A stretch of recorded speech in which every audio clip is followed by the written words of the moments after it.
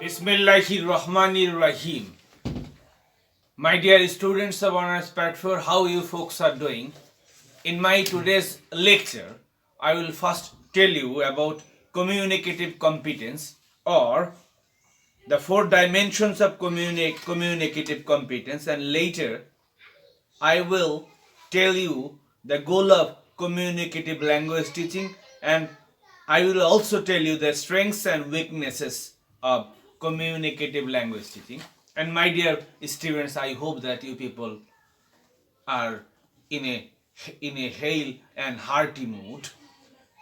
Communicative competence is a term in linguistics which refers to a language user's grammatical knowledge of syntax, morphology, phonology, and the like, as well as social knowledge about how and when to use utterances appropriately.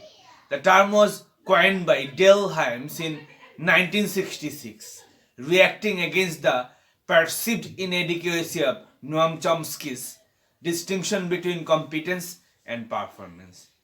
Cannell and Swain described four dimensions of communicative competence. Those are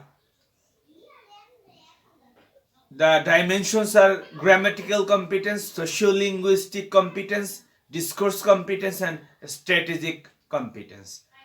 Grammatical competence refers to what Chomsky calls linguistic competence. Sociolinguistic competence refers to an understanding of the social context in which communication takes place. Discourse competence refers to the interpretation of individual message elements in terms of their interconnectedness and how meaning is represented in relationship to the entire discourse or text.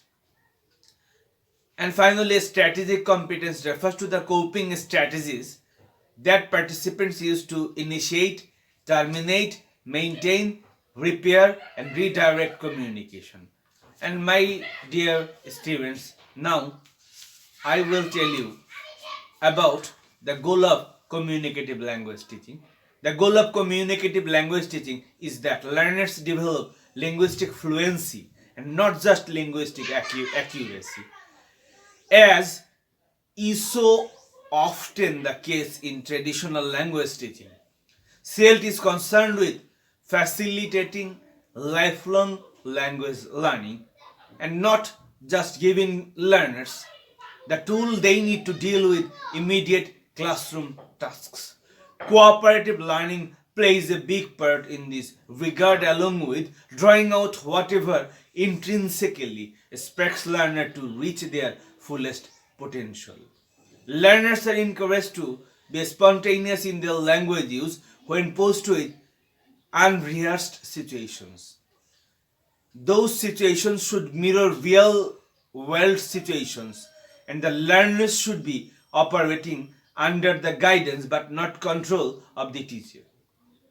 If there is one defining feature of communicative language teaching, it is this, that is, meaning is paramount in communicative language teaching.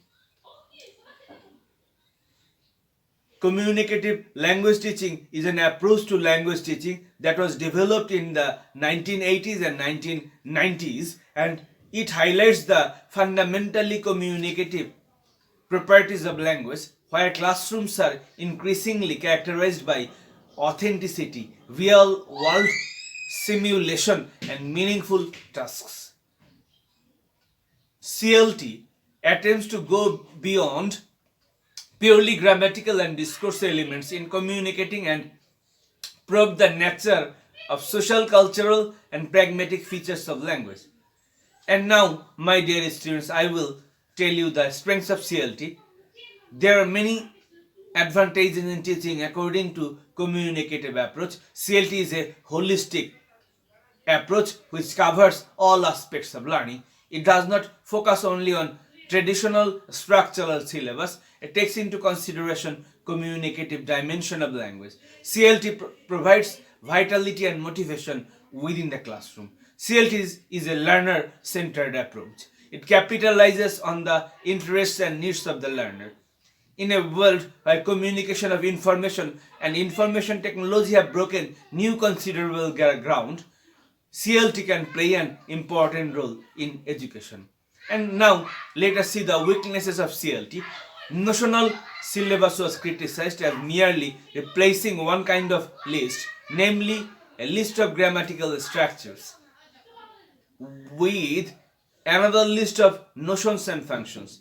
The various categories of language functions are overlapping and not systematically graded like the structure of the language. The communicative approach focuses on the use of language in everyday situations or the functional aspects of language and less on the formal structures. There must be a certain balance between the two. It gives priority to meanings and rules of use rather than to grammar and rules of structure. Such concentration on language behavior may result in negative consequences in the sense that important structures and rules would be left out. The approach uh, heavily relies on the functional notional syllabuses, which place heavy demands on the learners. A major principle underlying this approach is its emphasis on learners' needs and interests. This implies that every teacher should modify the syllabus to fit the needs of the learners. The requirements are difficult. Not all classrooms can allow for group work activities and for teaching aids and materials. And now, my dear students, I would like to conclude my discussion with the conclusion of CLT. CLT has gained widespread acceptance in the world of language study. CLT can succeed as long as teachers don't completely reject the need for the structure provided by grammar.